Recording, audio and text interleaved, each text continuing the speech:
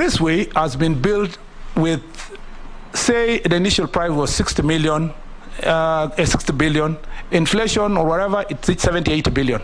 Kenyans should know that that expressway was not built using public money, it was private money. The only thing is that the concession is 30 years, okay, it's given to 30 years. I'm told today, the private investor is, the cars that are passing through the expressway now are 45,000. Meaning that in 3 months they have reached 45,000. If it moves to 200,000 a day, that investor will get 7 billion a year. If it gets 7 billion a year, it will mean that it will recoup investment within 10 to 12 years. Meaning in another 18 years, it will be making 7, maybe the shilling will have improved or down or whatever, it will get about 10 billion every year. To a private investor who has the latitude to take the money out of the country. My, Mr. Speaker, position is that the ministry should focus on getting local investors. If that was a local investor, if it was a bank in the country, if it was a SACCO, Mr. Speaker, if it was a pension fund, they would know that in 10 years, this benefit will recoup to the pension fund and benefit the country. So I want us to see positively the private investment on our roads as one way also of creating employment and growing wealth. Speaker. Mr. Speaker, I'm almost done. Chair, not to interrupt the senator, and I see his passion in the tolling of roads. But Speaker, maybe you could also clarify as he answers my earlier question on the pending bills and everything else I asked.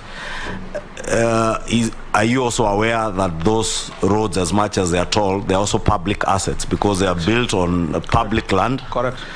And I see you are more encouraging more of investment to benefit the investors who would be investing on those roads. But what of the ordinary Kenyan taxpayer? Because, for instance, let me use the expressway. If they collect so much money within a shorter period, we should be looking at concessions that are less years. Correct. And also the cost of building those toll roads, as you say, is also a matter. Is it a matter that is of concern to you as the incoming minister, or are we going to see an escalation of costs for tolled roads?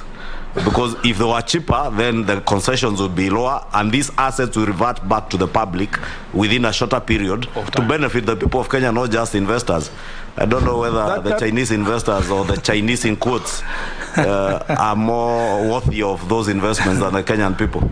I totally agree with the Honorable Kimani Ichungwa, Mr. Speaker. The negotiation of the expressway, there were flaws. Some of the flaws were basically, okay, the Kenyan government decided that they are not going to take the risk just in case the investor is not going to meet his investment targets. But a proper calculation would have shown that in the fullness of time, that risk will not be there. And that's why I'm saying we must change from the model of the expressway, because the expressway now, the investor took his risk, but investor is taking a greater benefit in the long run. Number two is a public